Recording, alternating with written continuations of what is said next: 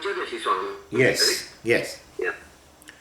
ॐ विश्वं दर्पणदृश्यमाननगरी तुल्यन्निजान्तर्गतं पश्यन्नात्मनि मायया बहिर्गोद्भूतं यथा निद्रया यः साक्षात् कुरुते प्रबोधसमये स्वात्मानमेवाद्वयं तस्मै श्रीगुरुमूर्तये नमः इदं श्रीदक्षिणामूर्तये बीजस्यान्तरिवाङ्कुरो जगदिदं प्राङ्निर्विकल्पं पुनः मायाकल्पितदेशकालकलना वैचित्रचित्रीकृतं मायावीव विजृम्भयत्यपि महायोगी वयस्वेच्छया तस्मै श्रीगुरुमूर्तये नमः इदं श्रीदक्षिणामूर्तये तस्मै श्रीगुरुमूर्तये नमः इदं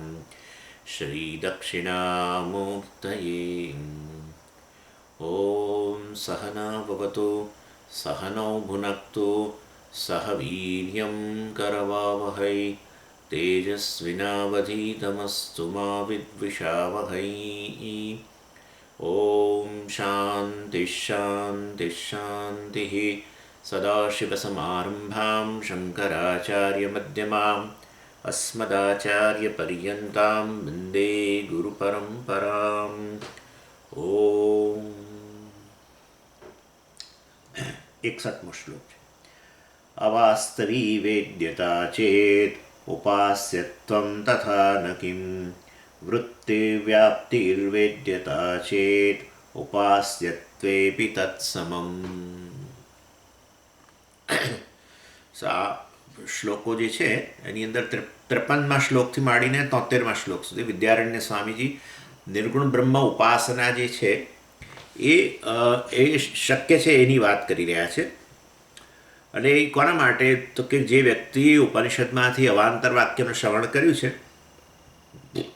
અર્થાત અવાંતર વાક્યને સમજે, મહાવાક્યનું શ્રવણ કરવા છતાં એનું જ્ઞાન નથી થયું, અને એવી અર્થાત જેને નિર્ગુણ બ્રહ્મનું પરોક્ષ જ્ઞાન છે એવી વ્યક્તિ માટે ઉપાસના શક્ય છે. મતલબ એવી વ્યક્તિએ ઉપાસના કરવી જોઈએ જેથી નિર્ગુણ બ્રહ્મનું અપરોક્ષ જ્ઞાન જન્મે મહાવાક્યના શ્રવણ દ્વારા. એ વાત કરી રહ્યા છે. અને એના માટે નિર્ગુણ બ્રહ્મનું કોઈ આલંબન લઈને ઉપાસના કરવાની વાત હોય છે. જનરલી ઓમકારનું આલંબન લઈને ઉપાસના થતી હોય છે, અથવા પોતે જ પોતાનું જ આલંબન લઈને, અહમનું આલંબન લઈને પણ ઉપાસના થાય છે. અહમ, હું નિર્ગુણ બ્રહ્મ છું, હું બ્રહ્મ છું, આ પ્રકારે એ પ્રકારે પણ આલંબન લઈને ઉપાસના થતી હોય છે. અને એ વસ્તુની ચર્ચા અહીં કરી રહ્યા છે. પૂર્વપક્ષી કહે છે નિર્ગુણ બ્રહ્મનું જ્ઞાન શક્ય છે, નિર્ગુણ બ્રહ્મની ઉપાસના શક્ય નથી. વિદ્યારણ્ય કહે છે કે એટલે જે રીતે જ્ઞાન શક્ય બને છે, નિર્ગુણ બ્રહ્મનું જ્ઞાન શક્ય બને છે, એ જ રીતે નિર્ગુણ બ્રહ્મની ઉપાસના પણ શક્ય બને જ છે. જો જ્ઞાન વૃત્તિ પણ શક્ય બનતી હોય તો ઉપાસના વૃત્તિ પણ શક્ય છે. આ 61મા શ્લોકની અંદર પૂર્વપક્ષી કહે છે કે નિર્ગુણ બ્રહ્મ જે છે એ વાસ્તવની અંદર આ નિર્ગુણ બ્રહ્મની માં આ વેદ્યત્વ રહેલું છે. વેદ્યત્વ એટલે જ્ઞેયત્વ.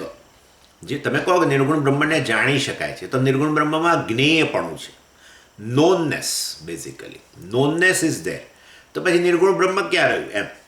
કારણ કે આ પણ ગુણ છે ને, એટલે વાસ્તવમાં એ ગુણ હોવાને કારણે એને નિર્ગુણ બ્રહ્મ ન કહી શકાય. એટલે માટે એ આપણે પછી એટલે કહ્યું કે ભાઈ આ નિર્ગુણ બ્રહ્મનું જ્ઞાન જે છે એમાં જ્ઞેયપણું વાસ્તવમાં, એટલે આપણે એટલે પૂર્વપક્ષી કહે છે કે નિર્ગુણ બ્રહ્મનું જ્ઞાન શક્ય છે, પણ એમાં જ્ઞેયપણું મિથ્યા છે. જ્ઞેયપણું ખરેખર નથી, એવો કોઈ ગુણ નથી નિર્ગુણ બ્રહ્મમાં. એ તો જ્યારે એનું જ્ઞાન પ્રાપ્ત કરવા માગતા હોઈએ ત્યારે આપણે વાસ્તવની અંદર એમાં જ્ઞેયપણું અધ્યારોપિત કરીએ છીએ. અને માટે એ નિર્ગુણ બ્રહ્મનું જ્ઞાન તો જ્ઞેયપણું મિથ્યા હોવાને કારણે શક્ય છે. એટલે અવાસ્તવિક, નોનનેસ, અવાસ્તવિક, મિથ્યા. વાસ્તવ આપણે ગુજરાતીમાં શબ્દ છે વાસ્તવ. વાસ્તવ એટલે સત્ય, આ વાસ્તવિકતા છે આપણે કહીએ ને. એટલે અહીંયા અવાસ્તવિક, અવાસ્તવિક એટલે એ વાસ્તવ મતલબ મિથ્યા છે, ફોલ્સ એટ્રીબ્યુટ. અબ્રહ્મન. તો પછી પૂર્વ પક્ષી આવું કહ્યું ત્યારે આપણે કહ્યું કે ભાઈ જો એવું હોય તો એવા સંજોગોમાં ઉપાસ્યત્વ પણ જે છે એ એવું જ છે. ઉપાસ્યત્વ નિર્ગુણ બ્રહ્મની ઉપાસના જે છે એમાં ઉપાસ્યત્વનો જે ગુણ છે એ વાસ્તવમાં એ તો અધ્યારોપિત છે. એની ઉપાસના કરતી વખતે કરેલો અધ્યારોપ જ છે, મિથ્યા છે.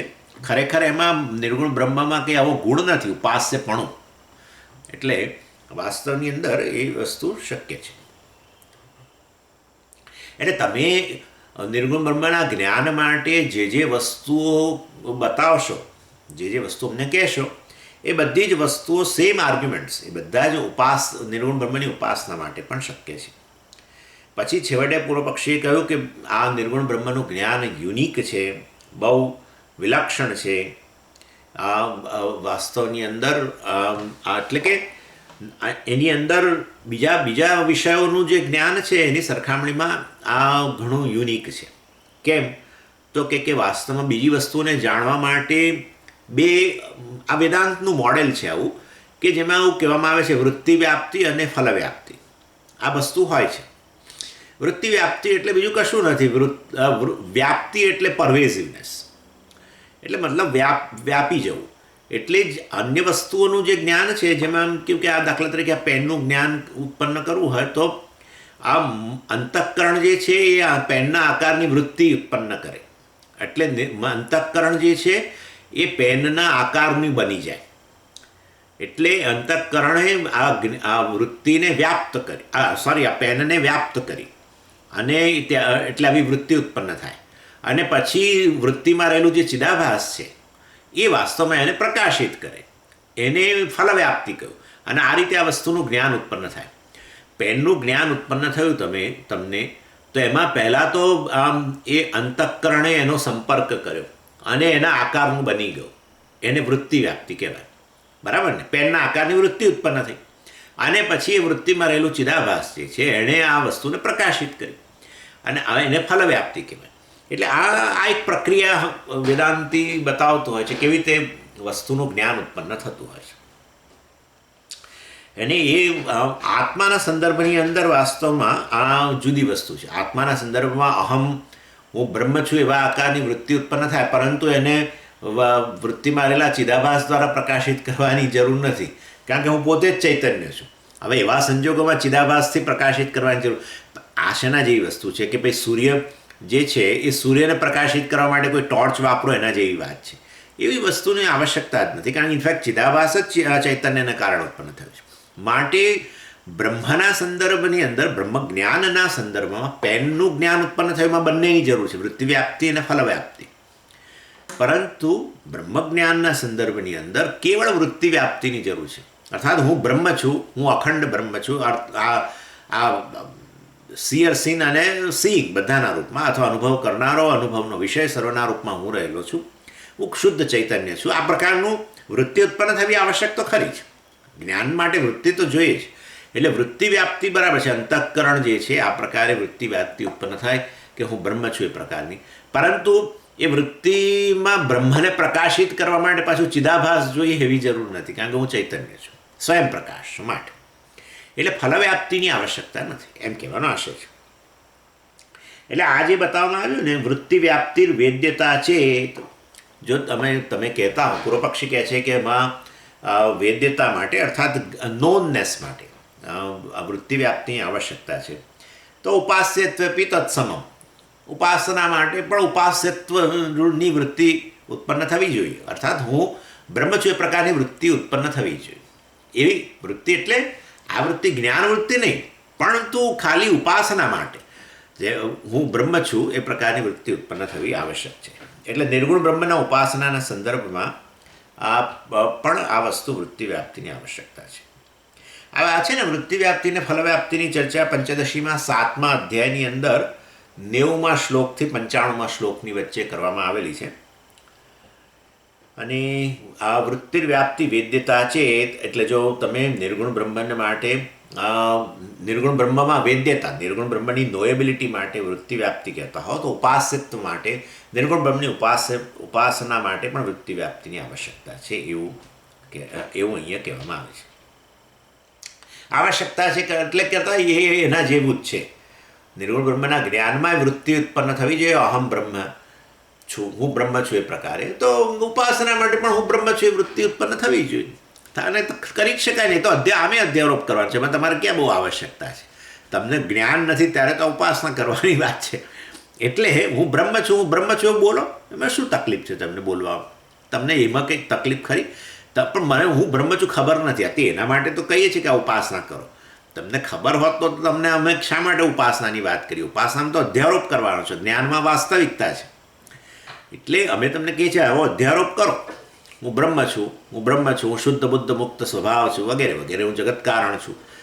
ભલે તમને કશી ખબર ના પડતી હોય તો કશું તકલીફ નહીં, એના માટે તો કહીએ છીએ કે આ ઉપાસના કરો જેથી અવરોધ જાય, ખબર પડે. બહુ તકલીફ છે સ્વામીજી, ખબર નથી પડતી આ બધું શું કહે છે. હા તો બરાબર છે, સમજી શકાય એવી વસ્તુ છે. એટલે આ રીતે વાસ્તવમાં કહેવામાં આવે છે. એટલે વૃત્તિ વ્યાપ્તિની આવશ્યકતા છે. બંને વૃત્તિ વ્યાપ્તિની દ્રષ્ટિએ બંને સમાન છે. આ વૃત્તિ વ્યાપ્તિ ફલવ્યાપ્તિની ચર્ચા વધારે જો જોઈતી હોય તો વેદાંત સારની અંદર મહાવાક્ય વિચાર જ્યાં રહેલો છે ત્યાં પણ આ વસ્તુ ની બહુ વિશેષ ચર્ચા કરવામાં આવી છે. વેદાંત સાર બહુ સુંદર ગ્રંથ છે અને એમાં આ ચર્ચા રહેલી છે. અને ત્યાં તો પ્રોસના ફોર્મમાં છે, અહીંયા 7મા અધ્યાયની અંદર આ વર્ષ ફોર્મમાં છે આ બંનેની ચર્ચા, વૃત્તિ વ્યાપ્તિ અને ફલવ્યાપ્તિની ચર્ચા. ચાલો 62મો શ્લોક. કાતે ભક્તિરૂપાસ્તૌ ચેત કસ્તે દ્વેષસ્તદીરય માનાભાવો ન વાચ્યઃ અસ્યામ બહુશ્રુતિષુ દર્શનાત. ઓકે, એટલે પૂર્વ પક્ષી બિચારાએ બહુ પ્રયત્ન કર્યો કે આ નિર્ગુણ બ્રહ્મની ઉપાસના જે છે એ કોઈ પણ રીતે શક્ય નથી એવું સિદ્ધ કરવાનો, પણ એ હારી ગયા. અને હવે પૂર્વ પક્ષી હવે બિચારા છે ને હવે બહુ ઇમોશનલ આર્ગ્યુમેન્ટ કરવાના શરૂ કરે, ઇમોશનલ અપીલ. અને વિદ્યારણ્ય સ્વામીને કહે છે કે ભાઈ તમે નિર્ગુણ બ્રહ્મની ઉપાસનાના પ્રતિપાદન માટે આટલું બધું શા માટે જજુમો છો? સ્વીકારી લો કે નથી. વિદ્યારણ્ય સ્વામીજી કહે છે કે શા માટે ન, તમને શું તકલીફ શું છે? નિર્ગુણ બ્રહ્મની ઉપાસનાનો સ્વીકાર કરવામાં તમને તકલીફ શું છે? તમારી કઈ એવી લાગણી છે, કઈ ઇમોશન છે જેના કારણે તમને આવું થાય છે કે છે જ નહીં એવું સિદ્ધ કરવા માટે તમે પ્રયત્ન કરો છો, વગેરે વગેરે. એટલે હે વિદ્યારણ્ય સ્વામીજી, અહીંયા પેલો પૂર્વ પક્ષી કહે છે કે તે કા ભક્તિ તમને આટલી બધી નિર્ગુણ બ્રહ્મની ઉપાસના માટે કેમ આટલી બધી ભક્તિ છે? આટલું બધું એટેચમેન્ટ કેમ છે? ભક્તિ એટલે આ એટેચમેન્ટ. ભક્તિનો અર્થ છે ડિવોશન, ડિવોશન એટલે એટેચમેન્ટ. એટલે તમને એના માટે આટલી બધું ડિવોશન, આટલું બધી કેમ આસક્તિ છે? જેવી રીતે પેલા ભક્ત હોય ને એને જેમ એમના ઈષ્ટ દેવતા માટે કેટલી બધી આસક્તિ હોય અને એને આપણે ભક્તિ કહીએ, એવી જ રીતે હે વિદ્યારણ્ય સ્વામીજી તમને નિર્ગુણ બ્રહ્મની ઉપાસના માટે કેમ આટલી બધી આસક્તિ છે કે જેને માટે તમે આટલો બધો આર્ગ્યુમેન્ટ કર્યા કરો છો? કાતે ભક્તિ કા તવ ભક્તિ, તમને આટલી બધી કેમ એના પ્રત્યેની આસક્તિ છે? ઉપાસના માટે ઇતિ ચેત, એવું જો તમે કહેતા હોવ, વિદ્યારણ્ય સ્વામીજી કહે છે કહતે દ્વેષ તદીરય. ભાઈ તમને દ્વેષ કેમ છે એમને કહો. તમે અમને કહો છો કે આસક્તિ બહુ છે તમને નિર્ગુણ બ્રહ્મની ઉપાસના માટે, તો તમે અમને કહો. વિદ્યારણ્ય સ્વામી કહે છે પેલા પૂર્વ પક્ષી, તમને આટલો બધો નિર્ગુણ બ્રહ્મ ઉપાસના માટે દ્વેષ કેમ છે? કે છે જ નહીં, નિર્ગુણ બ્રહ્મ ઉપાસના શક્ય જ નથી એવું સિદ્ધ કરવા માટે તમે લોહિયાળ પ્રયત્ન કરો છો. એટલે કતે દ્વેષ, why do have so much દ્વેષા ફોર ધીસ ઉપાસના, એમ કહેવાનો આશય છે. એટલે ભલે તમને એનું નિર્ગુણ બ્રહ્મ ઉપાસના તમારે ન કરવી તો ન કરો, પણ સ્વીકારો તો ખરા, સૈદ્ધાંતિક રીતે સ્વીકારો કે આવું શક્ય છે. પણ તમે એનું ખંડન કરવા માટે કેમ આટલા બધા તત્પર થયા છો? તમે મને કહો છો કે આસક્તિ બહુ છે, સિદ્ધ કરવા માટે તમે આટલો પ્રયત્ન કરો છો, તો હું તમને પૂછું છું તમને દ્વેષ કેમ છે આટલો બધો? હું તમને કહું છું કે છે ને, તમે સ્વીકારો સિદ્ધાંતિક રીતે. તમે નથી એવું ખંડન કરવા માટે કેમ આટલો પ્રયત્ન કરો છો? એટલું બધું તો કહો દ્વેષ છે તમને. એમ કરીને કહે છે કહતે દ્વેષ તમને તવ દ્વેષ, તમને આટલું બધું શા માટે દ્વેષ છે? તદીરય તત્કથય, આ અમને કહો, બતાવો. એટલે યુ એક્સેપ્ટ ઇન પ્રિન્સિપલ કે ઇટ ઇઝ પોસિબલ, બરાબર છે કે ભાઈ આવું શક્ય છે, નિર્ગુણ બ્રહ્મની ઉપાસના કરવી શક્ય છે, મને રસ નથી એ જુદી વસ્તુ છે એમ કહો. એટલે જેવી રીતે શિક્ષાવલ્લીમાં સંહિતા ઉપાસના કહેવામાં આવી, સંહિતા ઉપાસના બોલો. હવે સંહિતા એટલે તો સંધિ, અને સંધિ એટલે વ્યાકરણ શાસ્ત્રમાં પ્રથમ પ્રકરણ સંધિ, અ વત્તા અ બરાબર આ, હે ને આવું બધું આવતું હતું ને આપણે. હા, અને રામ વત્તા ઈશ તો પછી કે રામેશ એમ, એટલે અ વત્તા ઈ એટલે એ. હવે આ સંધિને ઉપાસનામાં, ઈશ્વર ઉપાસનામાં લઈ આવવાની ક્યાં જરૂર? પણ તોય શિક્ષાવલ્લીની અંદર સંધિ બતાવવામાં આવી, પૂર્વરૂપ અને ઉત્તરરૂપ. પૂર્વરૂપ એટલે પહેલાં અને પછી રહેલું ઉત્તર. અ વત્તા ઈ, અ પૂર્વમાં છે ને ઈ પછી છે, અ વત્તા ઈ એટલે એ થાય. હવે એવી રીતે બધું કેટલું બધું બતાવ્યું, માતા પૂર્વરૂપમ, પિતા ઉત્તર રૂપમ વગેરે વગેરે, પ્રજનન સંધિ વગેરે ઘણી રીતે બધું બતાવવામાં આવ્યું ત્યાં. તો હવે તમે સ્વીકારો છો ને કે ભાઈ આવી ઉપાસના છે, સંહિતા ઉપાસના છે. તમે ત્યાં કેમ આર્ગ્યુમેન્ટ કરતા નથી કે આ તો બધું ગ્રામરની વસ્તુઓ છે? અને વેદે શા માટે? તૈત્તિર ઉપનિષદ પાછું, તૈત્તિર ઉપનિષદમાં પહેલા જ અધ્યાયમાં શરૂઆત જ ત્યાંથી થઈ, સંહિતા ઉપાસનાથી જ શરૂઆત કરી. તો તમે ત્યાં કેમ વિરોધ ના કર્યો? અને હું નિર્ગુણ બ્રહ્મની ઉપાસનાની વાત કરું છું, એની સાથે તમને કોણ જાણે એવો તે કયો દ્વેષ થઈ જાય છે? એટલે વાસ્તવની અંદર કહો કે હા આવું શક્ય છે, પણ મને રસ નથી આવી ઉપાસના કરવામાં, એમ કહો, વાંધો નહીં. કહા તે દ્વેષ તદ ઇતિ ઈ રહ્યા, તમને શું એના માટે, નિર્ગુણ બ્રહ્મ ઉપાસના માટે શું દ્વેષ છે કહો. પૂર્વ પક્ષી કહે છે કે લો તારે તેમને કહું કે મને કેમ આ ઉપાસના ગમતી નથી. હું તમને કહી દઉં, કારણ કે મને છે ને, મને મારા લિસ્ટમાં એને ઇન્ક્લુડ કરવી ગમતી નથી. કેમ કેમ એટલું એવું તે શું છે? એટલે કહે છે કે એના માટે કોઈ પ્રમાણ નથી, કોઈ જગ્યાએ શાસ્ત્રમાં નિર્ગુણ બ્રહ્મ ઉપાસના વિશે કહેવાયું નથી. માન અભાવ, માન એટલે પ્રમાણ, માનમ કહો કે પ્રમાણમ કહો એક જ વસ્તુ છે. પ્રમાણ અભાવ એટલે એના માટે કોઈ પ્રમાણ નથી. એટલે હું કહું છું, વિદ્યારણ્ય સ્વામીજી કહે છે અસ્યામ ન વાચ્ય. એટલે તમે એવું ન કહેશો અસ્યામ એટલે આ ઉપાસ્તવ, નિર્ગુણ બ્રહ્મના ઉપાસનાના સંદર્ભમાં તમે વાસ્તવમાં આવું ન વાચ્ય, તમે આવું ન જ કહેતા કે આના માટે કોઈ પ્રમાણ નથી. એટલે વિથ આ છે ને અસ્યામ એ સપ્તમી વિભક્તિ છે, એટલે એને રિપ્લેસ કરીને તમે ઉપાસતી શબ્દ મૂકો તો નિર્ગુણ બ્રહ્મ ઉપાસ્તવ એટલે એ સપ્તમી વિભક્તિમાં. અને આ એ સપ્તમી કોઈ અધિકરણ નથી, વિષય સપ્તમી કહેવાય. વિથ રિગાર્ડ્સ ટુ નિર્ગુણ બ્રહ્મ એવું કહેવામાં આવે. નિર્ગુણ બ્રહ્મના વિષયના સંદર્ભમાં અથવા નિર્ગુણ બ્રહ્મના સંદર્ભમાં, નિર્ગુણ બ્રહ્મ વિષયમાં એમ. માન અભાવ એવું જો તમે કહેતા હો કે પ્રમાણ કોઈ એના માટે કોઈ પ્રમાણ નથી, ઉપનિષદમાં એની કોઈ વાત કરેલી નથી, એવું જો તમે કહેતા હો, ન વાચ્ય આવું ન જણાવશો. કેમ? બહુશ્રુતિશું દર્શનાર્થ. લો, બહુશ્રુતિશું અનેક શ્રુતિઓની અંદર એ વસ્તુ કહેવામાં આવેલી છે. એટલે તમે ક્યાં ક્યાં ક્યાં કહ્યું છે? એટલે વિદ્યારણ્ય સ્વામીજી કોટ કરે છે 63 વર્ષ નંબર 63માં. ઉત્તરસ્મિન તાપનીયે શૈબ્ય પ્રશ્ને થકાઠકે માંડુક્યાદૌ ચ સર્વત્ર નિર્ગુણોપાસ્થિરીરિતા. એટલે શ્રુતિની અંદર અનેક જગ્યાએ નિર્ગુણ બ્રહ્મનો ઉલ્લેખ, ઉપાસનાનો ઉલ્લેખ થયેલો છે. પહેલું નૃસિંહ તાપનીય ઉપનિષદ, એમાં પહેલા અધ્યાયમાં જ પહેલો શ્લોક, શિષ્યો જે છે એમાં દેવતાઓ વગેરે જે છે પ્રજાપતિ પાસે જાય છે અને એ લોકો નિર્ગુણ બ્રહ્મની ઉપાસનાના સંદર્ભમાં, ત્યારે પ્રજાપતિ નિર્ગુણ બ્રહ્મ ઉપાસનાના બતાવે છે ઓમકારના આલંબન સહિત. અને આ નૃસિંહ તાપની ઉપનિષદ છે ને એ માંડુક્ય ઉપનિષદની સમાન જ છે. અને એમાં માંડુક્ય ઉપનિષદમાં આ વાત કરેલી છે ઓમકારનું આલંબન લઈને બંને પ્રકારની ઉપાસના, સગુણ બ્રહ્મની ઉપાસના અને નિર્ગુણ બ્રહ્મની ઉપાસના. અને માટે વાસ્તવની અંદર નૃસિંહ તાપની ઉપનિષદ એના માટે પ્રમાણ છે. આ પહેલું. બીજું ઉપનિષદ છે શૈબ્ય પ્રશ્ને. શૈબ્ય આમાં એવું છે, પ્રશ્નોપનિષદની અંદર 6 ઋષિઓ જાય છે ને પીપલાદ પાસે. 6 ઋષિઓ પીપલાદ ઋષિ પાસે જઈને એક એક પ્રશ્ન કરે છે. એક પ્રશ્ન, એક અધ્યાય પ્રશ્નોપનિષદનો. અને એમાં પાંચમા અધ્યાયના પહેલો જ પાંચમા અધ્યાય જે છે એ પાંચમો પ્રશ્ન જે છે એ શૈબ્ય નામના ઋષિ કરે છે પ્રશ્ન. કોને? પીપલાદ ઋષિ. એટલે એમાં એ પ્રશ્ન જે છે એ એના સંદર્ભમાં જ છે. એ પાંચમા પ્રશ્નનો જે પહેલો મંત્ર જે છે એ વાસ્તવમાં શૈબ્યનો પ્રશ્ન છે. અને એમાં અપરબ્રહ્મ અને પરબ્રહ્મની ઉપાસના કેવી રીતે કરવી ઓમકારનું આલંબન લઈને એ પ્રશ્ન આ શૈબ્ય ઋષિ કોને કરે છે? પીપલાદ ઋષિને કરે છે. અને માંડીને પીપલાદ ઋષિ પછી એનો ઉત્તર આપે છે. મતલબ નિર્ગુણ બ્રહ્મની ઉપાસનાની વાત પ્રશ્નોપનિષદમાં પણ છે. ઉત્તર તાપનીય ઉપનિષદમાં છે.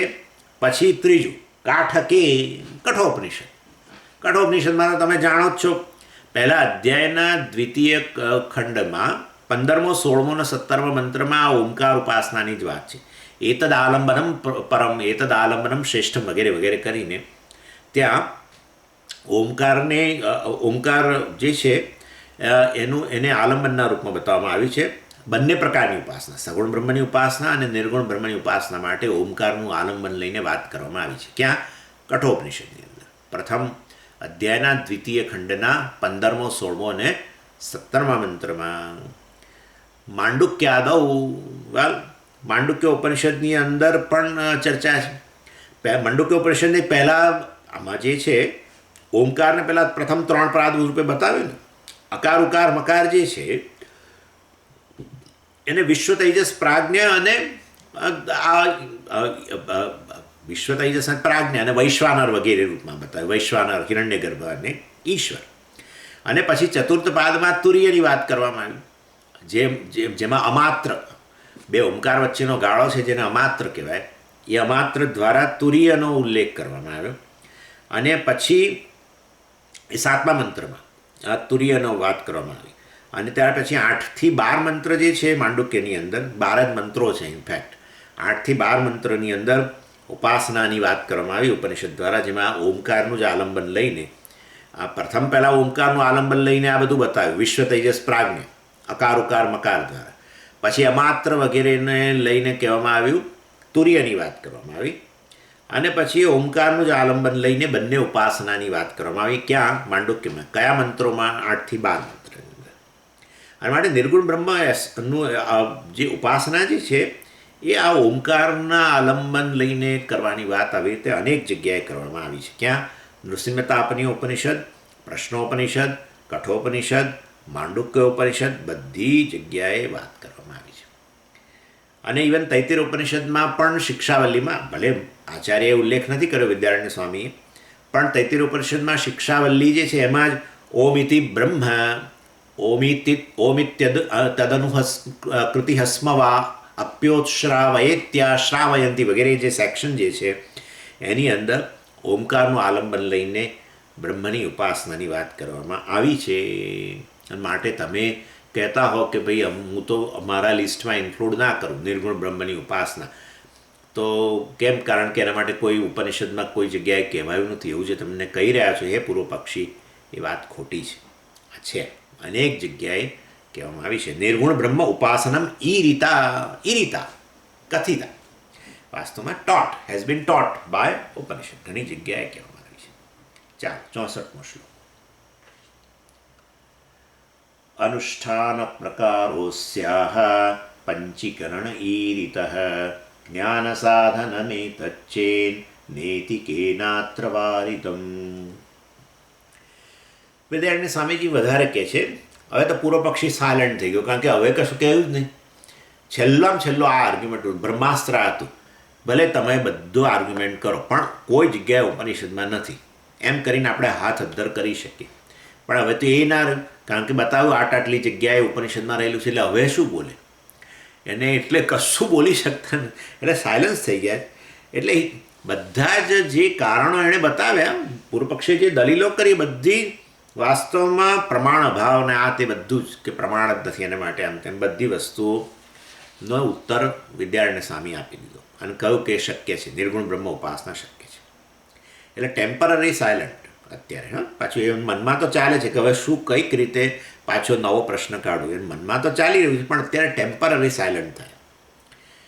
અને અર્થાત વેદાંતની અંદર નિર્ગુણ બ્રહ્મની ઉપાસના રહેલી છે એવો એણે જાણે કે સ્વીકાર કર્યો પૂર્વ પક્ષી. એટલે વિદ્યારણ્ય એ સાયલન્ટ થઈ ગયા છે એટલે વિદ્યારણ્ય સ્વામી આગળ કહે છે.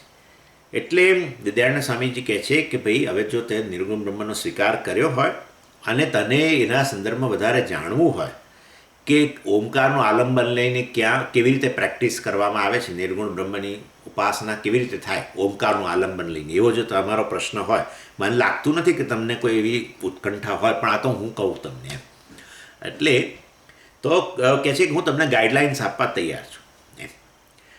શંકરાચાર્યજી હેઝ એક્સપ્લેન્ડ, વાસ્તવમાં શંકરાચાર્યજીએ નિર્ગુણ બ્રહ્મ ઉપાસના પંચીકરણ ગ્રંથ છે એમાં બતાવેલું છે.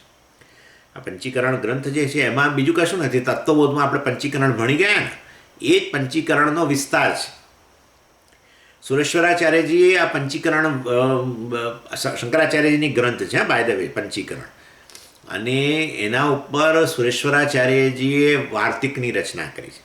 તમને ખબર હશે સુરેશ્વરાચાર્યજીએ બૃહદારણ્યક ઉપનિષદ જે છે એના ભાષ્ય ઉપર વાર્તિક લખ્યું, પછી તૈત્તિરીય ઉપનિષદના ભાષ્ય ઉપર વાર્તિક લખ્યું, દક્ષિણામૂર્તિ સ્તોત્ર ઉપર એમણે વાર્તિક લખેલું છે અને એને માનસોલ્લાસ કહેવામાં આવે છે. દક્ષિણામૂર્તિ પર જે વાર્તિક લખ્યું છે બહુ જ સુંદર છે, અદ્ભુત છે. અને આ પંચીકરણ જે ગ્રંથ છે શંકરાચાર્યજીનો, એમના ઉપર પણ એમણે વાર્તિક એટલે એમની પોતાની કોમેન્ટ્રી, અને એક સ્પેશિયલ ટાઈપની કોમેન્ટ્રી એને વાર્તિક કહેવામાં આવે છે. એટલે ઉક્તમ અનુક્તમ દુરુક્તમ બા વગેરે વગેરે એમ કરીને, એટલે જે ભાષ્યકારે કહ્યું એ તો એની એ વસ્તુ એ પોતે પાછા કોમેન્ટ્રીમાં જણાવે. ભાષ્યકારથી કોઈ પોઈન્ટ રહી ગયો તો એ જણાવે, અથવા ભાષ્યકારે કંઈક કહ્યું એના કરતાં પોતાનો મત જરા જુદો હોય તો એ પણ જણાવે. દુરુક્તમ, આ બધું આવું પ્રકારની કોમેન્ટ્રી જે હોય એને વાર્તિક કહેવાય.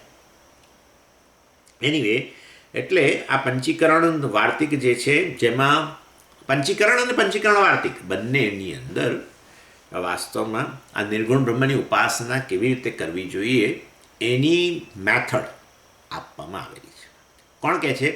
આ વિદ્યારણ્ય સ્વામીજી પૂર્વ પક્ષીને કહે છે કે ભાઈ તમે તો પૂછતા નથી, પણ હું તમને કહું કે આવી ઉપાસના કેવી રીતે થાય ઓમકારનું આલંબન લઈને, તો અમે તમને કહીએ કે આ જગ્યાએ છે, જરા જઈને તપાસ કરો એમાં પંચીકરણ ગ્રંથ. અસ્યાહ અનુષ્ઠાન પ્રકાર, અસ્યાહ એટલે આ ઉપાસના, નિર્ગુણ બ્રહ્મની ઉપાસના જે છે એનો અનુષ્ઠાન પ્રકાર, mode of practice, method of practice, any method જે છે કેવી રીતે ઉપાસના કરવી ઓમકારનું આલંબન લઈને, એ ઈનિતઃ એ કહેવાય છે ક્યાં? પંચીકરણે. એટલે પંચીકરણ કયું છે ને ત્યાં પંચીકરણે કરવું જોઈએ, કારણ કે પેલું સંધિને કારણે પંચીકરણ લખેલું છે. એવું આપણે નહીં માનવાનું કે પંચીકરણે હોવું જોઈએ, પણ એ ભૂલ થઈ ગઈ છે, મિસ્ટેક નથી. પંચીકરણે અથવા છૂટું પાડો એટલે પંચીકરણે, એટલે પંચીકરણ ગ્રંથમાં કહેવાય છે. એટલે હવે પૂર્વ પક્ષી આટલું જ્યારે કહ્યું એટલે પૂર્વ પક્ષીને એકદમ અંદરથી કંઈક પાછું થયું. ઓકે એમ કહે છે, ચાલો હું સ્વીકારી લઉં છું કે નિર્ગુણ બ્રહ્મની ઉપાસના માટે પ્રમાણ પણ છે, અને તમારી પાસે એને કેવી રીતે કરવી જોઈએ ઓમકારનું આલંબન લઈને એના માટે તમે કહો છો કે પંચીકરણ વગેરેમાં વાત પણ કરેલી છે, એ પણ હું સ્વીકારું છું. ઓકે, પરંતુ વાસ્તવમાં આ વિદ્યારણ્ય એટલે હું એનો સ્વીકાર કરું છું, પરંતુ હવે આ જો કે મતલબ કહેવાનો આશય એવો છે કે ખરેખર આ ઉપાસના કોઈ કરતું હોય એવું જણાતું નથી, એ વાત કરશે. એટલે એની ચર્ચા કરીએ છીએ આપણે. એટલે આ નિર્ગુણ બ્રહ્મની ઉપાસના જે છે એ જ્ઞાનનું સાધન છે કે નહીં? જો આવો પ્રશ્ન, આ પણ એક પ્રશ્ન છે પૂર્વ પક્ષીનો. એટલે વિદ્યારણ્ય સ્વામીજી કહે છે ભાઈ નિર્ગુણ બ્રહ્મ ઉપાસના જે છે એ જ્ઞાનનું સાધન નથી. નિર્ગુણ બ્રહ્મ ઉપાસના તમને મોક્ષ સીધો પ્રદાન ન કરી શકે. એ વાસ્તવમાં જ્ઞાન ઉત્પન્ન કરવા માટે, મહાવાક્યના શ્રવણથી જ્ઞાન ઉત્પન્ન થાય, પરંતુ એ જ્ઞાન ઉત્પન્ન કરવા માટે ઉપાસના સાધન બને. એ કઈ રીતે સાધન બને આપણે ચર્ચા કરી જ છે કે એ તમારા મનમાંથી અવરોધ વગેરે દૂર કરે, અને પછી મહાવાક્યનું તમે શ્રવણ કરો, અને ત્યારે મહાવાક્યનું શ્રવણ કર્યા પછી તમે જરૂર કહો કે હા હવે મને જ્ઞાન જન્મી છે, હું બ્રહ્મ છું, એ વસ્તુ સ્વીકારું છું. પહેલાં આટલી વાર શ્રવણ કર્યું તો એ ન સ્વીકાર્યું. હા, પ્રવચને આપ્યા કેટલી જગ્યાએ કલાકના મહાવાક્યો પર, અયમ આત્મા બ્રહ્મ વિશે કલાક બોલી આવે, અહમ બ્રહ્માસ્મિ વિશે કલાક બોલી આવે, અને પ્રવચન પૂરું થયા પછી પૂછીએ કે તમે તો બહુ બ્રહ્મનિષ્ઠ મહાત્મા છો. ના, મને એ વાત જવા દો. સાચું તમને કહું સ્વામીજી, મને હજુ હું બ્રહ્મ છું એવું મને હજુ અનુભવ થતો, એમ કે અનુભવ થતો નથી. એટલે એનો અર્થ કે મોટો અવરોધ છે. એટલે એ અવરોધને દૂર કરવા નિર્ગુણ બ્રહ્મની ઉપાસના કરો, એમ અમે તમને કહીએ છીએ. નિર્ગુણ બ્રહ્મની ઉપાસનાથી મોક્ષ પ્રાપ્ત ન થાય, જ્ઞાન ઉત્પન્ન ન થાય, પરંતુ જ્ઞાનનું સાધન એટલે કઈ રીતે અવરોધ દૂર કરીને મહાવાક્યનું શ્રવણ કરો તો એ જ પાછું જ્ઞાન ઉત્પન્ન થાય. એટલે જ્ઞાન ઉત્પન્ન કરવાનું સીધું સાધન મહાવાક્યનું શ્રવણ છે, નિર્ગુણ બ્રહ્મની ઉપાસના નહીં. નિર્ગુણ બ્રહ્મની ઉપાસના તો કેવળ આ અવરોધને દૂર કરવા માટે છે. એટલે જ્ઞાન સાધનમ એતત ચેત, એટલે જો તમે જ્ઞાનનું સાધન બાંધતા હો તો એ વાસ્તવમાં આ રીતે સાધન બની શકે. એતત એટલે આ ઉપાસના, નિર્ગુણ બ્રહ્મ ઉપાસના છે. એતત જ્ઞાન સાધનમ ભવતી, તો એ જ્ઞાનનું સાધન આ રીતે બની શકે. આમ તો ઉપાસના કર્મ છે, એટલે કર્મ જે છે એ તો કર્તા પર આધારિત છે, અને માટે નિર્ગુણ બ્રહ્મની ઉપાસના વગેરે જે છે એ આ પ્રકારે અવરોધ દૂર કરવા દ્વારા એ જ્ઞાનનું સાધન બને. સીધું અપરોક્ષ જ્ઞાન ઉત્પન્ન ન કરી શકે. અપરોક્ષ જ્ઞાન માટે તો મહાવાક્યનું શ્રવણ જ કરવું પડે. અને એ ટોપિક રિઝર્વ રાખવામાં આવે છે કે નિર્ગુણ બ્રહ્મ કેવી રીતની ઉપાસના જે છે એ કઈ રીતે નિર્ગુણ બ્રહ્મના જ્ઞાનનું સાધન બને છે, છેલ્લે ચર્ચામાં આવશે આ અધ્યાયમાં. પણ અત્યારે એ ચર્ચા નથી. એટલે વિદ્યારણ્ય સ્વામીજી આટલું જ કહે છે કે ઇતિ ચેત, જો તમે પૂર્વ પક્ષી કે આ રીતે સીધું એ જ્ઞાનનું સાધન બને કે નહીં, તો વાસ્તવની અંદર વિદ્યારણ્ય સ્વામીજી કહે છે કે સીધું જ્ઞાનનું સાધન ન બને, અને આ રીતે અવરોધ દૂર કરીને છેવટે મહાવાક્યના શ્રવણ દ્વારા એ જ્ઞાનનું સાધન બને. કેન ઇતિ ચેત, જો તમે આવું કહેતા હો, ઇતિ કેન વારિતમ, તમે એટલે અત્ર અસ્મિન વિષય નિર્ગુણ બ્રહ્મના ઉપાસનાના સંદર્ભમાં અમે આ વસ્તુનો કેન વારિતમ એટલે હુ હેઝ નેગેટેડ યોર સ્ટેટમેન્ટ. જ્ઞાન સાધન બને, દાખલા તરીકે, એટલે મતલબ પૂર્વ પક્ષી એમ કહે છે કે નિર્ગુણ બ્રહ્મની ઉપાસના જ્ઞાન સાધન બને છે, એવું બોલે છે. એટલે વિદ્યારણ્ય કહે છે બરાબર, ઇતિ ચેત, જો તમે આવું કહેતા હો તો અત્ર એટલે આ વિષયની અંદર નિર્ગુણ બ્રહ્મના ઉપાસના સંદર્ભમાં કેન વારિતમ, અમે તમારા એ વાક્યનું અમે ખંડન કરતા નથી. એ જ્ઞાનનું સાધન બને છે, બરાબર છે, પરંતુ એ જ્ઞાન ઉત્પન્ન ન કરે. જ્ઞાન ઉત્પન્ન તો મહાવાક્યના શ્રવણથી જ થાય, પરંતુ આ રીતે મહાવાક્યનું શ્રવણ કરવા માટે ભૂમિકા, મહાવાક્યનું શ્રવણ કર્યા પછી પણ તમે વાસ્તવમાં સ્વીકારતા નથી કે હું બ્રહ્મ છું, તો એની સામે જે અવરોધ છે એ અવરોધને દૂર કરીને જ્ઞાનનું સાધન જરૂર બની શકે. અને એ રીતે જો તમે આવું કહેતા હો કે જ્ઞાનનું સાધન છે નિર્ગુણ બ્રહ્મની ઉપાસના, એવું જો હે પૂર્વપક્ષી તમે કહેતા હો તો કેન વારિતમ, અમે એનો કોઈ વિરોધ કરતા નથી એમ. ચાલો 65મો શ્લોક. નાનુતિષ્ઠન્તિ કોપ્યેતત ઇતિ ચેન્માનુતિષ્ઠતુ પુરુષસ્યાપરાધેન કિમુપાસ્તે પ્રદુષ્યતિ. પૂર્વપક્ષી હવે તૈયાર થઈ ગયા પાછા સ્ટેટમેન્ટ એમ. એટલે ચાલો તમે સ્વીકારી લઈએ છીએ, બીજું શું તો, કારણ કે અમે કંઈ પણ બોલીએ છીએ કે નિર્ગુણ બ્રહ્મના જ્ઞાન વિશે કંઈ પણ બોલીએ અને તમે તો તરત કહો છો કે એ વસ્તુ ઉપાસનામાં શક્ય છે, એમ કરીને તમે અમને બોલતા બંધ કર્યા. ચાલો વાંધો નહીં, પરંતુ નિર્ગુણ બ્રહ્મની ઉપાસના છે અમે સ્વીકારીએ છીએ. પંચીકરણમાં કેવી રીતે કરવું એની મેથડ પણ આપી છે, એનો પણ અમે સ્વીકાર કરીએ છીએ. અને એ જ્ઞાનનું સાધન બને છે એ પણ અમે સ્વીકારીએ છીએ. પણ એક વસ્તુ તો ખરી, શું કે આ ઉપાસના કોઈ કરતું જ નથી. ચાલો, અને માટે આવી ઉપાસના, નિર્ગુણ બ્રહ્મની ઉપાસના કોઈ કરતું દેખાતું નથી. એ વસ્તુ પૂર્વ પક્ષી આવું સ્ટેટમેન્ટ કર્યું. વિદ્યારણ્ય સ્વામી કહે છે કે બરાબર છે, આપણું ડિસ્કશન, આપણા વચ્ચે જે ડિસ્કશન છે એ શેના માટે હતું એ મને તમે કહો. આપણે કોણ ઉપાસના કરે છે, કોણ નથી કરતું એના માટે હતું, કે નિર્ગુણ બ્રહ્મની ઉપાસના નામની વસ્તુ છે કે નહીં એ આપણી ચર્ચા હતી. એ તમે મને કહો. આપણે ચર્ચા શેના માટે કરી? તમારો પ્રશ્ન શું હતો? તમે એમ કહ્યું કે નિર્ગુણ બ્રહ્મની ઉપાસના શક્ય જ નથી, અને અમે તમને બતાવ્યું કે છે, શક્ય છે. હવે એ ચર્ચા છોડીને તમે કહો છો કોણ કરે છે, કોણ નથી કરતું. આવું આપણે બહુ થતું હોય છે. કશુંક વસ્તુ હોય ને એટલે કોઈ પણ દલીલ આપણે સિદ્ધ ના કરી શકતા, પણ આવું તો કોઈ હોય જ નહીં એમ. હવે આપણા છોકરાઓ જ એવું કરતા હોય છે. આપણે આ બધી વાત કરીએ ને, અમાનિતમ, અદંભિતમ, અહિંસા, શાંતિ, અને આપણે કહીએ કે આ બધી વસ્તુઓ ખરેખર જરૂરી છે જીવનમાં શાંતિ માટે.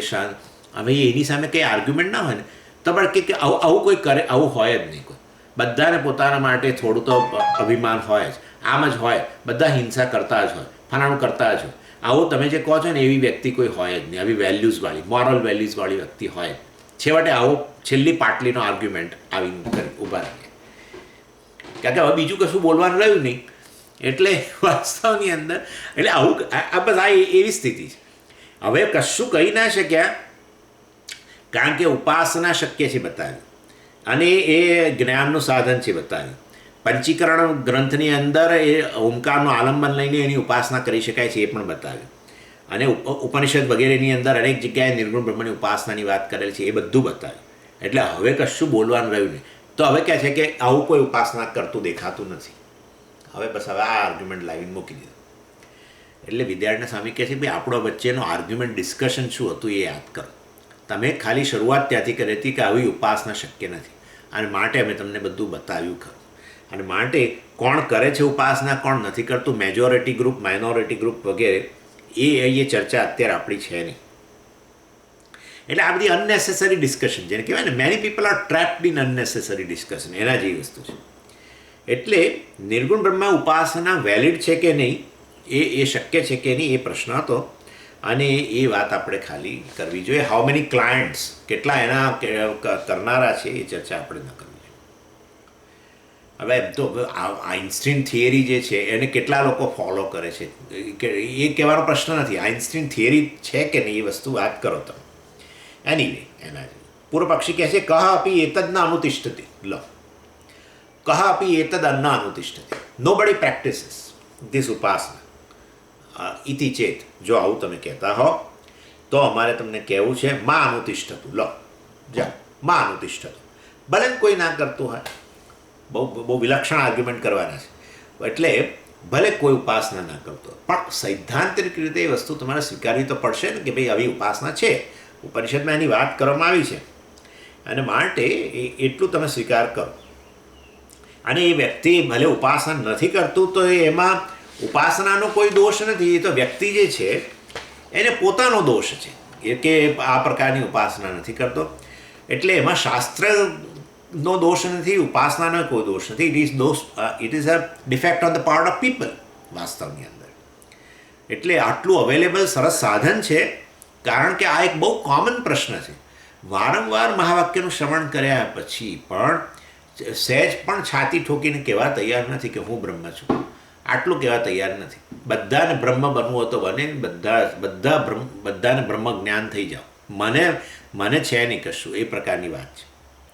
પુરુષસ્ય અપરાધેન, એટલે પુરુષસ્ય અપરાધેન because of inability of people, એટલે વાસ્તવમાં અનવિલિંગનેસ ઓફ ધ પીપલ. આ પ્રકારની ઉપાસના જે છે એ ઉપાસના જેનો ઉપયોગ નહીં કરવાની ક્ષમતા કોનો છે? એ કોનો અપરાધ છે? પુરુષસ્ય અપરાધ, એ વ્યક્તિનો અપરાધ છે. કેમ ઉપાસથી પ્રદુષ્યતિ? શું એને કારણે ઉપાસના ડિફેક્ટિવ બની જાય, ઉપાસના દૂષિત બની જાય? પુરુષનો દોષ છે, ન કરે ઉપાસના.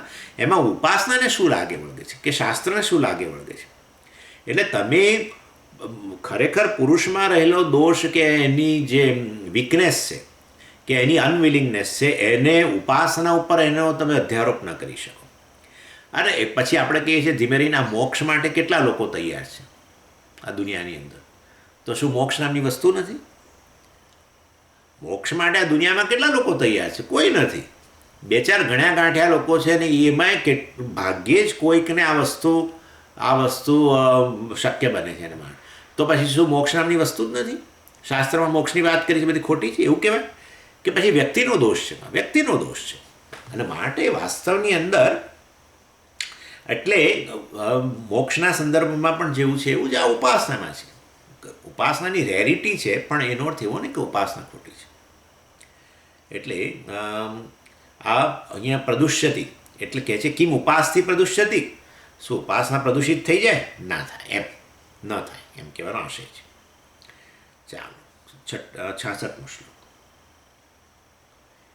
ઇતોપ્યતિશયમ મત્વા મંત્રાન વશ્યાધિકારિણઃ મૂઢા જપંતુ તેભ્યો તેભ્યઃ અતિમૂઢા કૃષિમુપાસતામ ઇતઃ અપી અતિશયમ મત્વા. અહીં વિદ્યારણ્ય સ્વામીજી વધારે આર્ગ્યુમેન્ટ કરે છે કે number of followers can't determine the validity of સાધન. બસ આટલી વાત છે. સાધનની વેલિડિટી છે, સાધનનું પ્રામાણ્ય કેટલા લોકો એને ફોલો કરે છે એના પરથી નક્કી ન થાય. That's all. એટલે એ આમ હાઇપોથેટિકલ આર્ગ્યુમેન્ટ કરે છે અહીંયા. કહે છે કે એટલે કેટલી બધી વસ્તુ એવી છે કે જેમાં લેસ ફોલોઅર્સ હોય છે, ઘણા ઓછા એના અનુસરણ કરનારા હોય છે. એટલે કહે છે કે તમારી સગુણ બ્રહ્મની ઉપાસના જ કેટલા લોકો કરે છે. લો હવે એ જ લાવીને ઊભું કરી અહીંયા બંધ કરી દીધું. સગુણ બ્રહ્મની ઉપાસના કેટલા લોકો કરે છે વાસ્તવમાં એ મને કહો. કર્મકાંડમાં રહેલા વૈદિક કર્મકાંડમાં બે વસ્તુ છે. વૈદિક કર્મ એટલે યજ્ઞ છે અને ઉપાસના છે, બંને છે. પણ એની અંદર ઉપાસના કેટલા લોકો કરે છે? યજ્ઞ કરનારા લોકો તો ખરા, એની સરખામણીમાં ઉપાસના કરનારા બહુ જૂજ લોકો છે. તો તમે અમારા નિર્ગુણ બ્રહ્મની ઉપાસના કોણ કરે છે એવો પ્રશ્ન ઉઠાવો છો. અમે તમને કહીએ છીએ સગુણ બ્રહ્મની ઉપાસના કેટલા લોકો કરે છે એ મને કહો પહેલાં.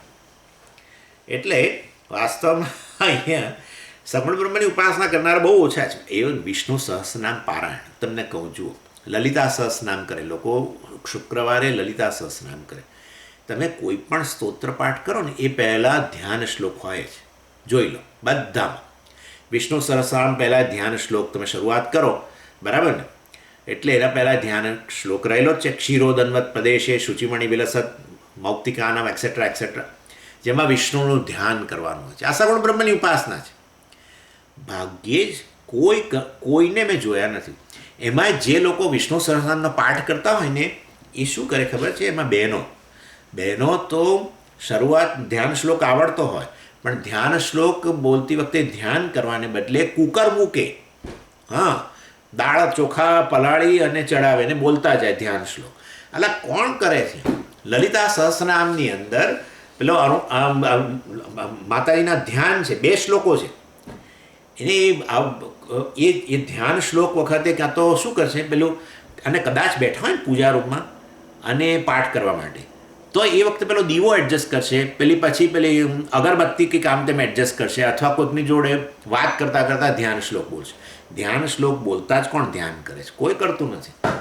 અને બધું સગુણ બ્રહ્મનું ધ્યાન છે ને, માતાજીનું ધ્યાન છે, પેલામાં વિષ્ણુનું ધ્યાન છે. કોણ કરે છે? એટલે તમે અમને કહો છો કે તમારે નિર્ગુણ બ્રહ્મની ઉપાસના કરનાર કોઈ નથી. તમારે સગુણ બ્રહ્મની ઉપાસના કરનારા કેટલા છે એ બતાવો અમને. એકે નથી. એટલે વાસ્તવની અંદર પારાયણ કરતા હોવ ત્યારે આ પ્રકારે મોટા ભાગના લોકોને મેં જોયું કંઈક ને કંઈક એડજસ્ટ કરતા હોય. શ્લોક બોલતા જાય, ધ્યાન શ્લોક, અને બહાર કંઈક કરતા જાય. ધ્યાન શ્લોકમાં ધ્યાન કરવાનું હોય, ભગવાન માતાજીનું હોય કે ભગવાનનું હોય, જેનું હોય. પણ એ તો આંખો ખુલ્લી અને કંઈક બીજી એક્ટિવિટી કરતા હોય. અને એમાં માતાઓ તો બધી મેં તમને કહ્યું ને એવું કુકર ચડાવે. એટલે સવારના પોરમાં ધ્યાન શ્લોક બોલતા બોલતા પેલું દાળ ચોખા પલાળીને કુકર ચડાવે અને આખું વિષ્ણુ સહસ્રનામ પેલું મીઠું મળીને નાખતા ને ધાણાજીરું નાખતા ખૂબ વિષ્ણુ સહસ્રનામ પૂરું કરી દે. એટલે કોઈ વ્યક્તિ સગુણ બ્રહ્મની ઉપાસના કરતું જ નથી. પ્રશ્ન જ ઊભો થતો નથી. એટલે સગુણ બ્રહ્મની ઉપાસના જે છે એ અન્ય સાધનોની સરખામણીમાં કરનારા ઘણા ઓછા છે. માટે તમે અમને આર્ગ્યુમેન્ટ ના કહેશો. મૂળાહા કહે છે વિદ્યારણ્ય સ્વામી કહે છે મૂળાહા, મતલબ મૂળાહા એટલે જે સગુણ બ્રહ્મની ઉપાસના કરવામાં જેને રસ નથી એવા. મંત્રાન વશ્યાધિકારીણ જુઓ. એટલે એ મૂળ લોકોને એવું નથી કે બધા રસ વગરના લોકો છે, તમોગુણી નથી. એમને રસ છે અને એના માટે કંઈક બીજું કરે છે, પણ આ ઉપાસના નથી કરતા. મંત્રાન વશ્યાધિકારીણ એટલે એ બધા મંત્રો બોલે છે ખરા, પણ એ બધા વશ્ય એટલે શું કે આ અન્ય લોકોનું વશીકરણ કરવા માટેના કોઈ મંત્રો હોય ને તો પ્રેમથી બોલે, બરાબર ધ્યાન રાખીને બોલે છે. એટલે વર્લ્ડલી બેનિફિટ્સ કહેવાનો આશય એવું છે. વર્લ્ડલી બેનિફિટ્સ જ્યાં હોય ત્યાં મંત્રનું ધ્યાન અથવા એમાં ધ્યાન જે કરવાનું હોય એ આરામથી કરે. એક ઋણમોચન અંગારક સ્તોત્ર છે. ઋણમોચન અંગારક, તમને આને અત્યંત દેવું થઈ ગયું હોય તો એ દેવામાંથી મુક્ત થવા માટે આ સ્તોત્ર છે, અંગારક સ્તોત્ર. અને એ અંગારક સ્તોત્ર નો બોલતા બોલતા એ શ્લોકો કે મંત્રો જે છે એ શ્લોકો બેઝિકલી એના પર બરાબર ધ્યાન આપે. એટલે જ્યારે વર્લ્ડલી કોઈ બેનિફિટ હોય, કારણ પેલું દેવામાંથી મુક્ત થવું છે એટલે એના માટે બધું કરે, પણ આવી રીતે સગુણ બ્રહ્મનું ધ્યાન કરવાની કેવી વાત આવે તો ના કરે. વશ્યમ એટલે પાવર ટુ કંટ્રોલ, આપણે કહીએ ને અમારે એને વશમાં લેવું છે. અને આ તો બધા જ લોકોને છે ભાઈ, બધાને વશીકરણ કરવું છે ખરેખર. બીજા આપણને એમ છે કે આ બધા લોકો આપણા વશમાં રહે. એટલે મેં જોયું છે મોટા ભાગના પેરેન્ટ્સને, મોટા ભાગના પોતાના બાળકો માટે એટલી બધી કમ્પ્લેન હોય છે કે ના પૂછોની વાત. ખરેખર સો મેની કમ્પ્લેન્સ. અર્થાત બાળકો એમના વશમાં રહેવા જોઈએ એવું સતત એમના મનમાં હોય છે. અને એના માટે એમ જો એમને કહીએ ને કે અમારી પાસે આવો વશીકરણ મંત્ર છે, તમારા બાળકો ડાયા ડમરા થઈને તમારા વશમાં રહેશે, તરત તૈયાર. હવે એને કહીએ કે તું આ રીતે સગુણ બ્રહ્મની ઉપાસનાના ધ્યાન શ્લોક છે, વિષ્ણુના 4-5 શ્લોકો છે, ધ્યાન કરતાં કરતાં જરા બોલજો, તો એના માટે તૈયાર નથી. પણ પેલા વશીકરણ મંત્રો છે એનો બરાબર પાઠ કરવા તૈયાર છે. અને એટલે બાળકોના વશમાં લેવા છે. બાળકોને એમ છે કે મા બાપ અમારા વશમાં આવે તો સારું. આ બંને બાજુની રામાયણ છે, એટલે પરસ્પરની રામાયણ છે આ તો. એનીવે, એટલે એન્ટાયર લાઈફ, આ તો જસ્ટ બાય ધ વે છે, પણ entire life goes in waste. અન્યને વશમાં લેવા અથવા અન્ય મારા વશમાં નથી આવતા એની ચિંતામાં આખું જીવન જતું રહે છે. બસ અન્ય મારા વશમાં આવે એના માટેનો પ્રયત્ન, અથવા અન્ય મારા વશમાં નથી આવતું, અન્ય મારું કયું કરતું નથી એની ચિંતા, બેની અંદર આખું જીવન જતું રહે છે. એટલે મૂઢાહા કહ્યું. એટલે વશ્યાદિકારીણ મૂઢા, વશ્યાદિકારીણ એનું એડજેક્ટિવ છે. મંત્રાન વશ્યાદિકારીણ વગેરે જે છે એનું એડજેક્ટિવ છે. કોનું? મૂઢાહા. એટલે આવા મૂળ લોકો છે જે આવી બધી દુનિયાવી વસ્તુઓ માટે અનેક પ્રકારના મંત્રો વગેરેનો આશ્રય લઈને પ્રયત્ન કરતા હોય છે. અને એમાં વર્લ્ડલી બેનિફિટ્સ એટલે આ પણ આવી ગયું વશીકરણ, અર્થાત બધાને પોતાના વશમાં લે, બધા લોકો મારું કયું કરે. બસ આવી એક ખરેખર આવી એક વૃત્તિ હોય છે. બધા લોકો, હું જ્યાં પણ જાઉં, ઓફિસમાં પણ બધા મારું કયું કરે, ફલાણી જગ્યાએ બધા મારું કયું કરે, હું જ્યાં જાઉં ત્યાં બધા મારું કયું કરે. આવી એક મિત્ર વર્તુળમાં બધા મારું કયું કરે, ગ્રુપ ડિસ્કશનમાં બધા હું જે કહું એને માની લે, સ્વીકારી લે.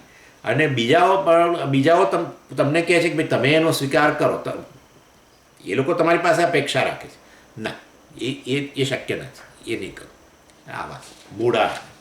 એનીવે, ચાલો. મંત્રાન જપંતુ વશ્યાદિકારીણ મૂઢા મંત્રાન જપંતુ લેટ ધેમ ચેન્ટ સ્પેશિયલ મંત્રાસ. એ બધા મંત્ર જપ કરતાઓ જે છે એવા બધા અનેક રહેલા છે, ક્ષના કરતાં વધારે રહેલા છે. સગુણ બ્રહ્મની ઉપાસના કરતાં આવા બધા મંત્રોનો જપ કરનારા અનેક છે. કેવા મંત્રોનો? આવા વશીકરણ મંત્ર, ફલાણા મંત્ર, ઋણમોચન અંગારક સ્તોત્રનો પાઠ કરનારા, ફલાણાનું ધન માટે કંઈક પ્રયત્ન કરનારા, એ બધા ઘણા છે. કોની સરખામણીમાં? સગુણ બ્રહ્મની ઉપાસનાના સંદર્ભમાં એના કરતાં વધારે. એના કરતાં પાછા એક સ્ટેપ તો આગળ નીકળ્યા. કોણ? વિદ્યારણ્ય સ્વામી શું કહે છે? તેભ્ય અતિ મૂઢાહ. અને આ પેલામને મૂળ કયા? આવા મંત્રોનો જપ કરનારા. એના કરતાં તેભ્ય, એના કરતાં અતિ મૂઢાહ, એના કરતાં પણ વધારે મહામૂર્ખ લોકો છે જે વાસ્તવમાં આ તર્પણ મંત્ર સંધ્યાવંદન કશાયને માનતા જ નથી. પહેલાં તો એટલીસ્ટ વર્લ્ડલી બેનિફિટ માટે તો મંત્રનો જપ તો કરે છે, પણ આ તો બીજા તો એમથી મૂળ લોકો જે છે મૂર્ખાઓ, એ તો આ તર્પણ મંત્ર સંધ્યાવંદન કશાને માનતા જ નથી. કૃષિ ઉપાસતા, કૃષિ એટલે વાસ્તવમાં અન્ય એની પ્રકારની મટીરિયલ એક્ટિવિટી, એને માટે કૃષિ શબ્દ વાપર્યો છે. લૌકિક કર્મ, ઇન શોર્ટ, ખાલી લૌકિક કર્મ. વેદની કોઈ વસ્તુને અડવું જ નહીં. અરે પણ એમાં પેલો વશીકરણનો મંત્ર છે, એ મંત્ર સવાલ જ નથી. હું એ બધા માનતો જ નથી. એ વશીકરણ માટે કોઈક સેમિનાર હોય તો એ સેમિનાર ભરવા જરૂર જશે. કેવી રીતે બીજા શું પેલી ફ્રેન્ડ બુક છે ને, how to make friends and win the people, something, એ બહુ જાણીતી બુક થઈ ગઈ છે. How to make friends and win the people or something. એ વાંચીશ. એને બદલે ભાઈ પેલો મંત્રનો જપ, ના, એ વાત જવા દો, એ નહીં કરો. સેમિનાર $2000 ખર્ચીને સેમિનાર ભરી આવશે, તો 3 દિવસનો. કેવી રીતે લોકોને પોતાના વશમાં લાવવા, એમને મિત્રો બનાવવા, એમને તમારા કયું કરે એમ પ્રકારે તમે બધાના લીડર બની શકો એ પ્રકાર, એના માટે બધું કરશે. એટલે કૃષિ ઉપાસનામાં, કૃષિ એટલે આ એની કાઇન્ડ ઓફ વર્લ્ડલી એક્ટિવિટી એવું કરનારા તો સૌથી વધારે છે. એટલે હવે તમને ઓર્ડર કહી દો, સૌથી વધારે ફોલોઅર્સ કોણ છે વર્લ્ડલી એક્ટિવિટી કરનારા? એનાથી ઓછી એક્ટિવિટી કરનારા કોણ છે? વેદમાં રહેલા કર્મનું અનુષ્ઠાન કરનાર. અને એના કરતાં ઓછા કોણ છે? સગુણ બ્રહ્મની ઉપાસના કરનાર. એના કરતાં ઓછા કોણ છે? નિર્ગુણ બ્રહ્મની ઉપાસના કરનાર. પણ કહેવાનો આશય એ છે, વાસ્તવની અંદર મોટાભાગના લોકો લૌકિક કર્મનું જ અનુષ્ઠાન કરતા હોય છે, કોઈને એની અંદર રસ નથી. એટલે કહે છે મૂળાહ જપંતુ, પેલા મૂળોને જપવા દો મંત્ર વગેરેનો, પણ તેભ્યહાથી મૂળાહ, એના કરતાં પણ અધિમૂળ લોકો છે. કૃષિ ઉપાસતામ, અર્થાત એ લોકો તો કેવળ લૌકિક કર્મ જ કરે છે. એટલે વાસ્તવની અંદર નંબર્સ તો વેરી થવાના છે, પણ એના આધારે વસ્તુની વેલિડિટી જતી રહેતી નથી, વસ્તુનું પ્રામાણ્ય જતું રહેતું નથી. એ વસ્તુ અહીંયા કહેવામાં આવે છે. લૌકિક કર્મ જે છે ભલે એ વેલિડ ગણવામાં આવતું હોય, પણ એમાં સૌથી વધારે સ્વામીજી એમાં આટલા બધા લોકો જાય છે.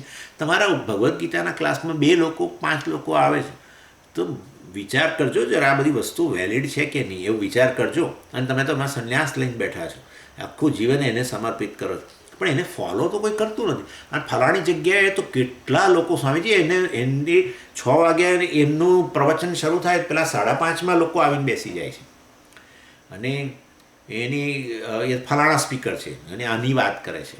આમાં ક્યાંય આ બધું મને લાગે સ્વામીજી આ વેદાંત ને બધું બહુ સરસ, આમ બરાબર છે, ઇન્ટેલેક્ચ્યુઅલ છે, પણ બહુ પ્રેક્ટિકલ નથી લાગતું, કારણ કે કોઈ ફોલો નથી કરતું. જુઓ ને, એટલે આ બધું બહુ થિયોરિટિકલ લાગે છે બધી વસ્તુ, વેદાંત, ભગવદ્ ગીતા, ફલાણું ઢીકણું બધું. એટલે એનીવે, એટલે વેલિડિટી કેટલા લોકો એને અનુસરે છે એના આધારે વેલિડિટી નક્કી ન થઈ શકે, એમ કહેવાનો આશય છે. એટલે હવે હિન્દુઓ જ આજકાલ રિલિજિયસ એક્ટિવિટીને આપણે ઇન્ટરેસ્ટ રાખતા નથી ને, અને આ બ્રાહ્મણોને શ્રાદ્ધ વગેરેમાં રસ રહ્યો નથી. મોટાભાગના લોકો શ્રાદ્ધ જતું રહ્યું છે, મોટાભાગના લોકો શ્રાદ્ધ અને તર્પણને કશા માનતા જ નથી. એનો અર્થ એવો નહીં કે શ્રાદ્ધ તર્પણ ખોટું છે, શાસ્ત્ર ખોટું છે, વ્યક્તિનો પોતાનો દોષ છે, એની પોતાનો શ્રદ્ધા નથી વગેરે, આ તે બધું એનો પોતાનો દોષ છે, એમાં શાસ્ત્રનો દોષ નથી. એવી રીતે નિર્ગુણ બ્રહ્મની ઉપાસના સંદર્ભમાં તમે આ પ્રશ્ન ઉઠાવ્યો કે કોઈ કરતું નથી માટે વેલિડ નથી, આવું ખોટો આર્ગ્યુમેન્ટ ન કરો. ઉપનિષદમાં રહેલું છે, મેં તમને બતાવ્યું કેવી રીતે કરવું જોઈએ. ઓમકારનું આલંબન લઈને ઉપાસના એની કરી શકાય એ અમે તમને બતાવ્યું. અને બાકી બધું જેમ નિર્ગુણ બ્રહ્મનું જ્ઞાન શક્ય છે એવી રીતે નિર્ગુણ બ્રહ્મની ઉપાસના શક્ય છે, બધા અમે તમને આર્ગ્યુમેન્ટ કર્યા. અને માટે એ વસ્તુ વેલિડ છે, ભલે ઓછા લોકો કરતા હોય, ન કરતા હોય, જુદી વસ્તુ છે. આવું આર્ગ્યુમેન્ટ કરવામાં. ઓમ પૂર્ણમદ પૂર્ણમિદમ પૂર્ણાત પૂર્ણમુદચ્યતે પૂર્ણસ્ય પૂર્ણમાદાય પૂર્ણમેવાવશિષ્યતે. ઓમ શાંતિ શાંતિ શાંતિ. હરિ ઓમ. શ્રી ગુરુભ્યો નમઃ. હરિ ઓમ.